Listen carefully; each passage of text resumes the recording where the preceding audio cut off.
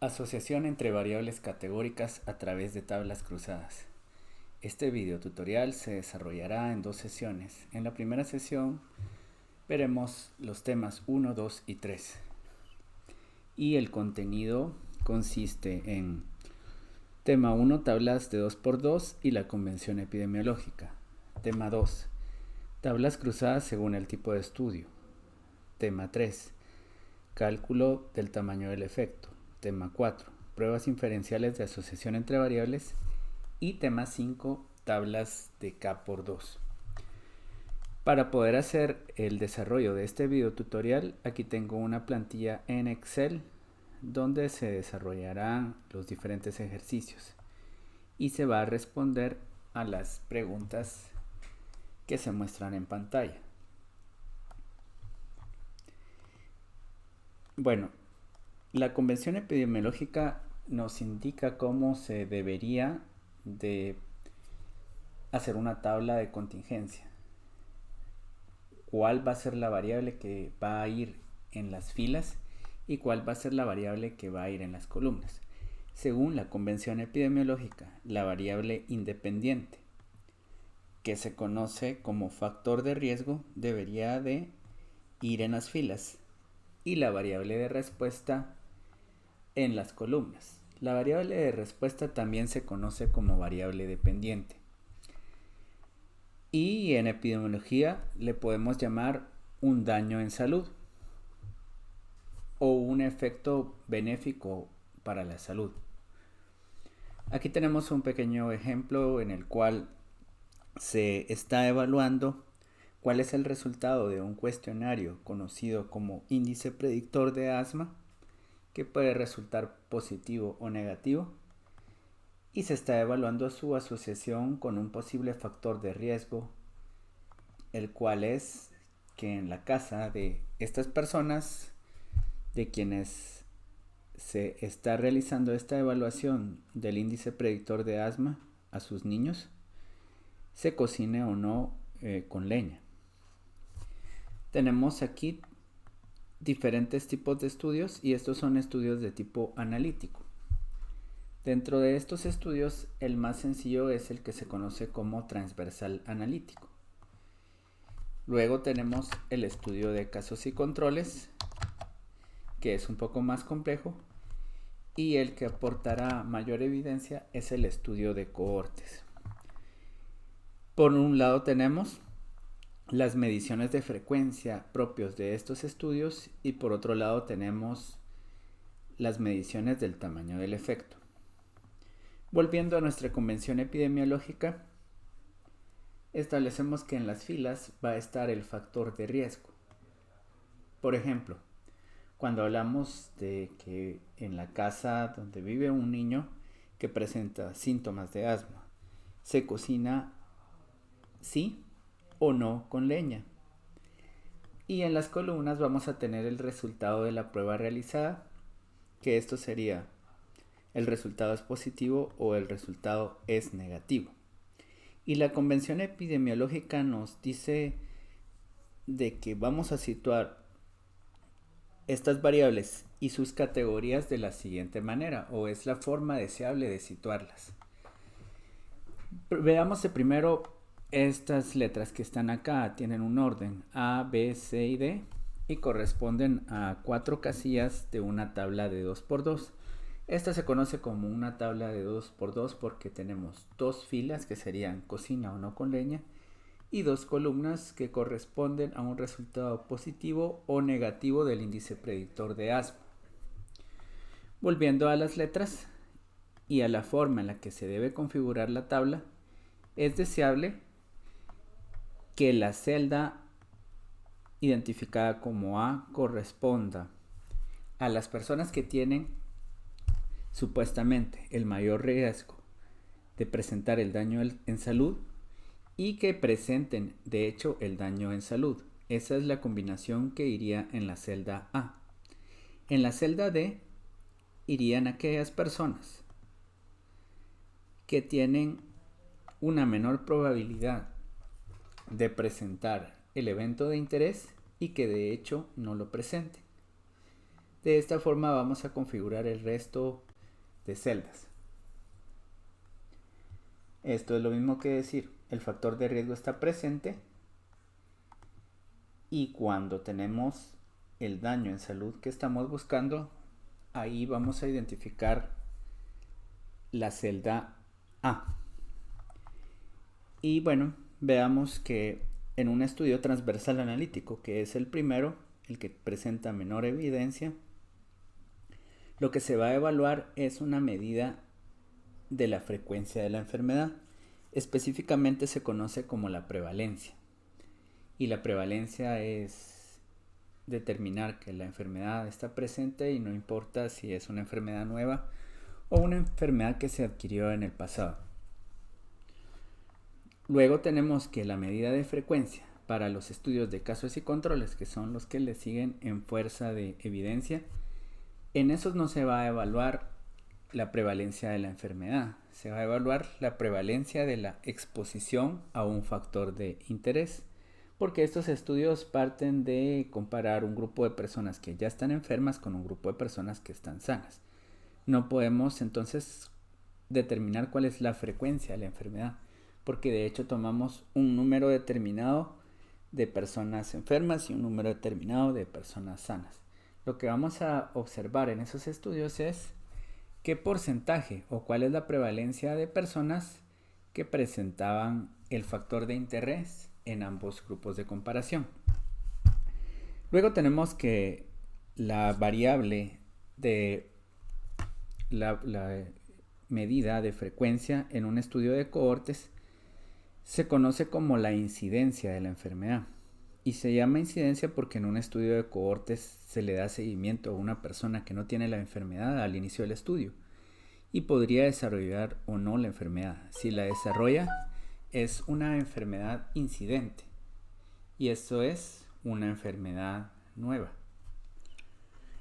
Ahora veamos los estimadores del tamaño del efecto. El tamaño del efecto no es más que el tamaño de la asociación, si es que hay asociación entre estas dos variables que se están evaluando, la variable independiente y la variable dependiente. Y en el estudio transversal analítico lo que tenemos es una razón de prevalencias. Y esto es,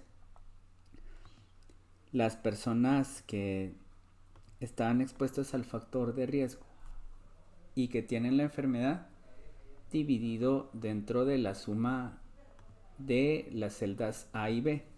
La celda B corresponde a aquellas personas que tenían el factor de riesgo pero que no presentaron la enfermedad. Y esto va a ser dividido dentro de C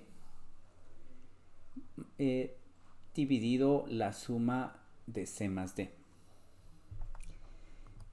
Si pueden notar, este estimador del tamaño del efecto se calcula de la misma forma que el riesgo relativo.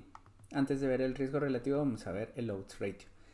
El odds ratio es un estimador del tamaño del efecto para estudios de casos y controles y se refiere al cruce de las celdas. Por ejemplo, multiplicamos la celda A por la celda D y lo dividimos dentro del producto de la celda C por la celda B. Esto es un cociente de oportunidades y sirve para los estudios de casos y controles. Ahora, el riesgo relativo se calcula de la misma forma que la razón de prevalencias. Y entonces, ¿cuál es la diferencia? Matemáticamente no hay una diferencia. La diferencia tiene que ver con la convención epidemiológica. Esta es la razón de prevalencias porque se trata de un estudio transversal y esta es la razón de incidencias o riesgo relativo.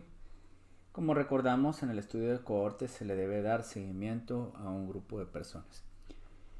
Aclarados estos puntos, podemos avanzar con un ejemplo de un estudio transversal analítico en el cual vamos a responder a cada una de estas preguntas.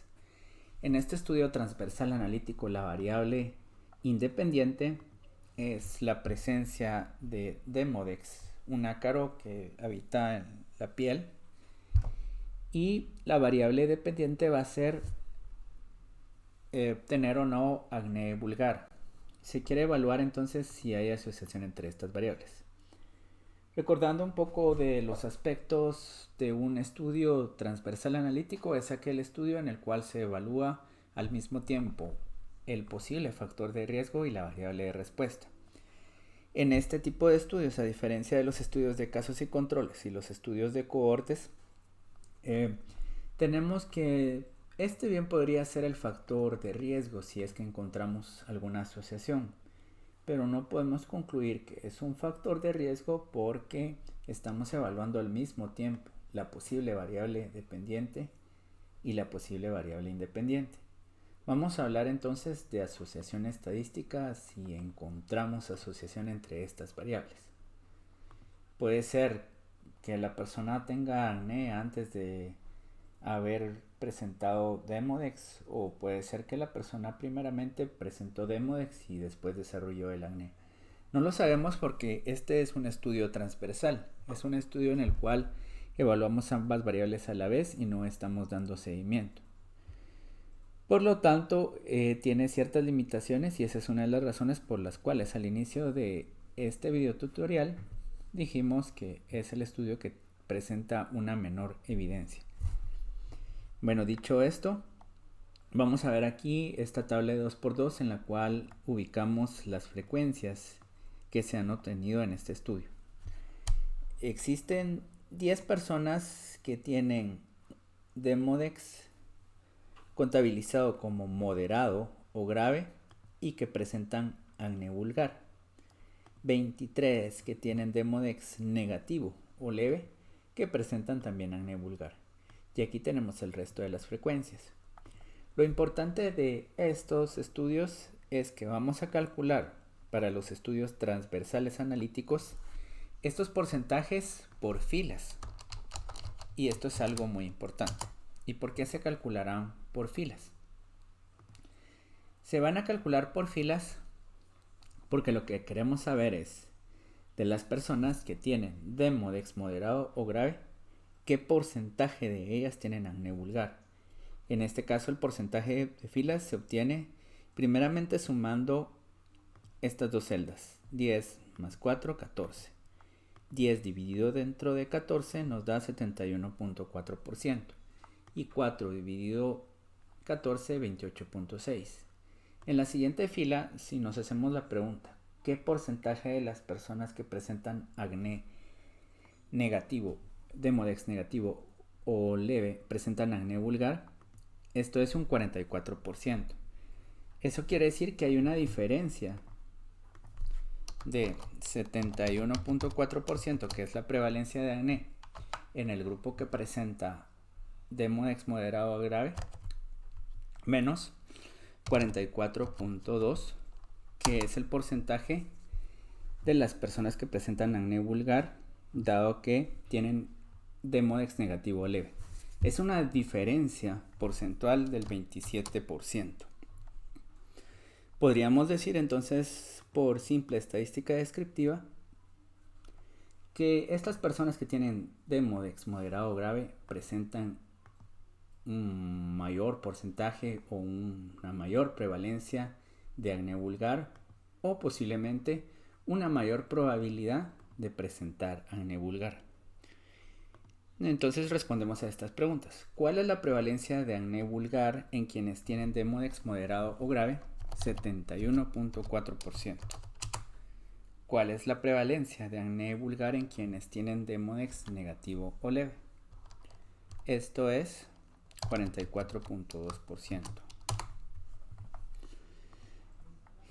Y lo mismo podemos analizar con la otra columna.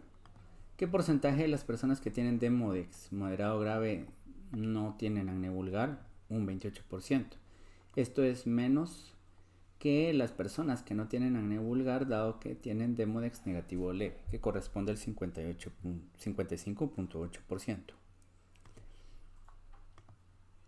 Ya tenemos entonces el cálculo de las frecuencias, y esta es la primera fase del análisis, recordando que en los estudios transversales analíticos vamos a analizar todo por filas. Ahora vamos a pasar a calcular el estimador del tamaño del efecto. Si hay una diferencia que ya la vimos acá, que es una prevalencia del 27.2%, ¿qué tanto está aumentada la probabilidad de prevalencia del acné vulgar en pacientes con Demodex moderado o grave? Y esto lo vamos a estimar a través de una razón de prevalencias. Como vemos, la razón de prevalencias se calcula con esta fórmula. Y esto es 10 dividido 14, todo esto dividido dentro de 23 dividido 52. Lo voy a hacer aquí. 10, que son los casos que teníamos de acné vulgar, dado que se presentaba Demodex moderado o grave, dentro de 14, y abajo 23 dividido 52, que es el total de fila para Demodex negativo o leve. Luego hacemos una multiplicación, una división de estos dos valores y tenemos 1.61. ¿Y qué nos está diciendo? Bueno, lo primero es que para cualquier estimador del tamaño del efecto, para este caso la razón de prevalencia, si esta es igual a 1, nos está diciendo que el riesgo es nulo o el riesgo es el mismo. Si se tiene Demodex moderado o grave o si se tiene Demodex negativo o leve y la razón de prevalencia es 1, nos está diciendo que da igual tener Demodex moderado o grave, negativo o leve, porque la prevalencia de acné vulgar va a ser exactamente la misma.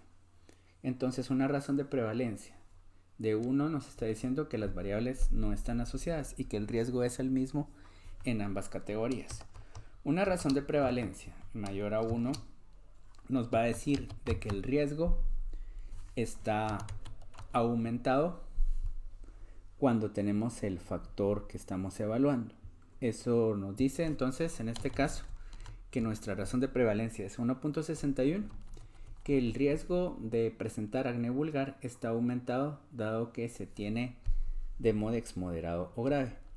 ¿Y qué nos diría una razón de prevalencia menor a 1?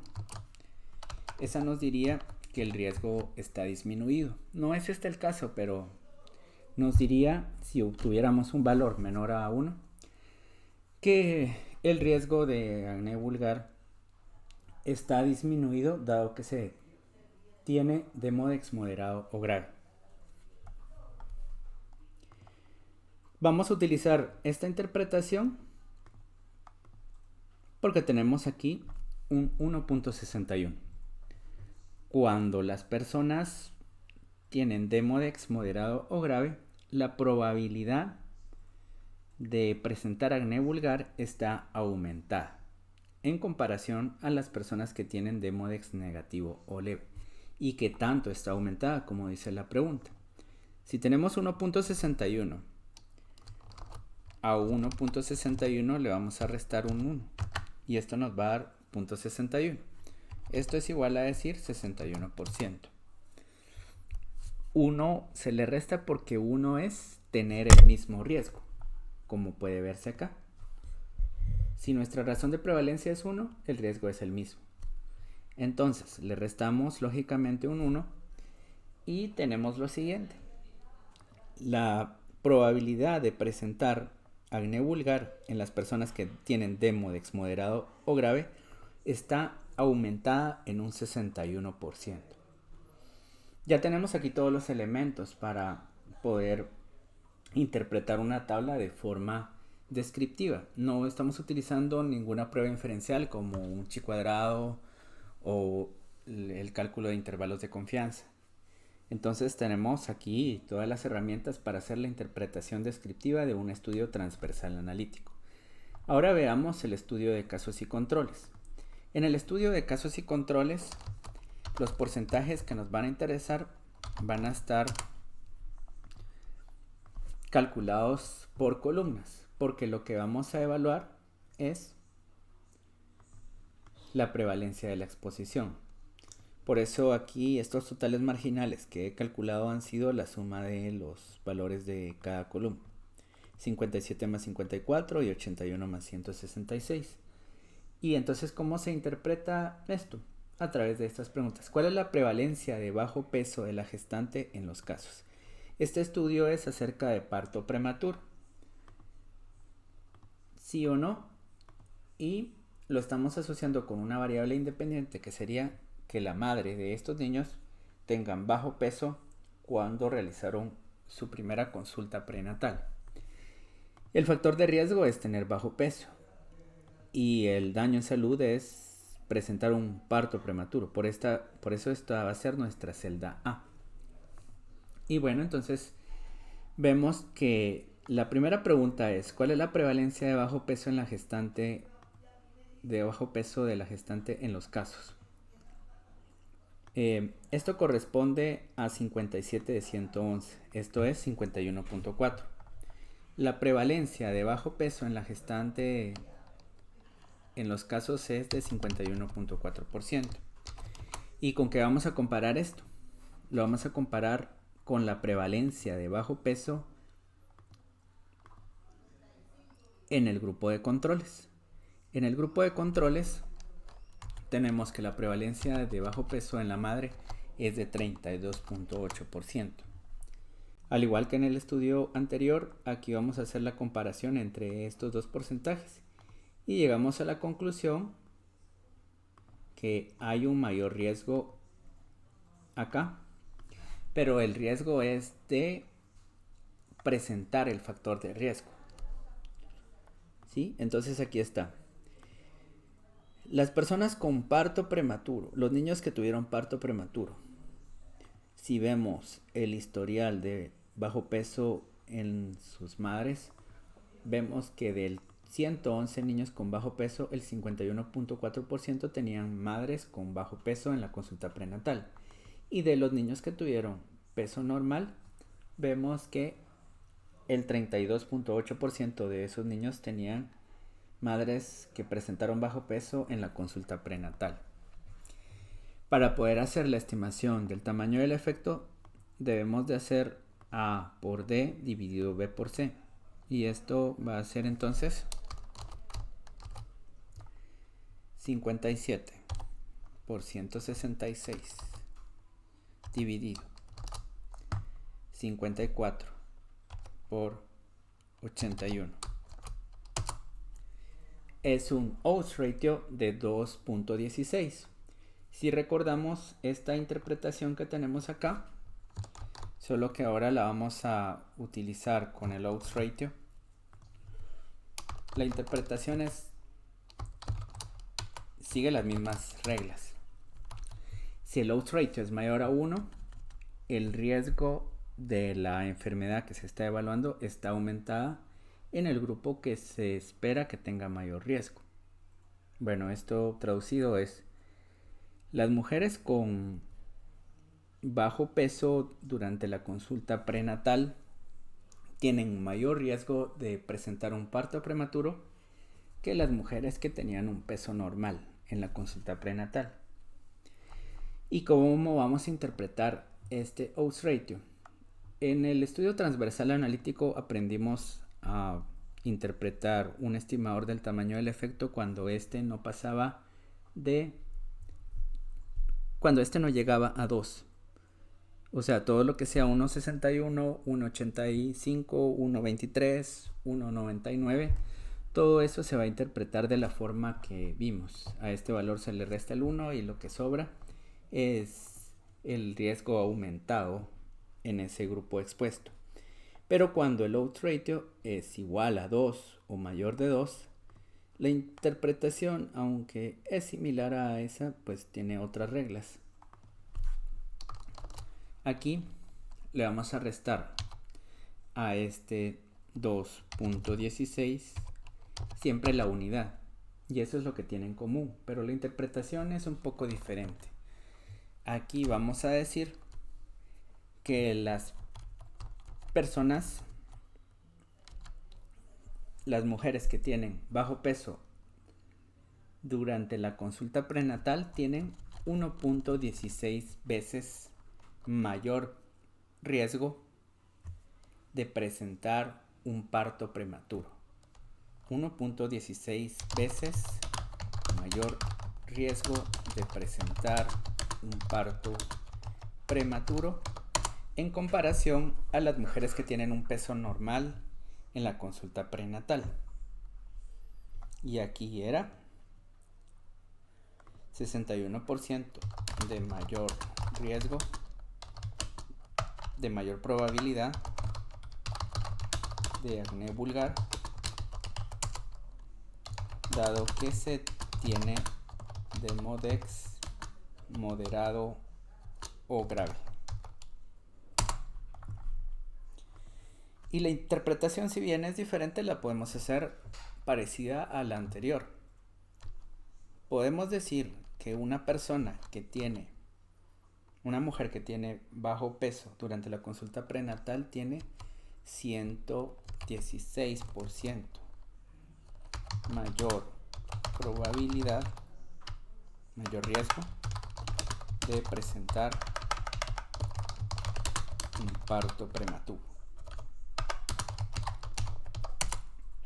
Aquí notarán que hablé de riesgo porque es un estudio de casos y controles donde sí se puede hablar de riesgo, y aquí hablé de probabilidad porque es un estudio donde solo se está evaluando asociación entre variables. Y bueno, ¿por qué decimos esto? Vamos a ver aquí un ejemplo que nos permitirá entender mejor esto. Tenemos aquí a 3 personas: Mario, Luis y Pedro. Mario es una persona que tiene 20 años, Luis es otra persona que tiene 20 años y Pedro tiene 40 años. Luis tiene una vez la edad de Mario, porque si dividimos 20 dentro de 20 vamos a tener 1. Pero Pedro tiene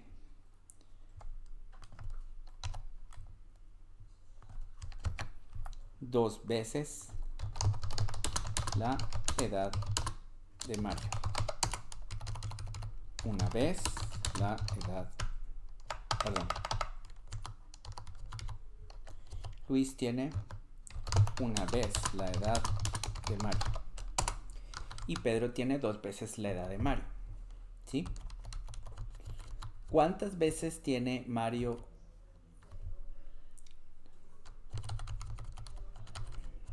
¿Cuántas veces tiene Luis la edad de Mario? Tiene una vez. ¿Y cuántas veces más? Ninguna, porque solo tiene una vez la edad de Mario. Pero Pedro tiene una vez la edad de Mario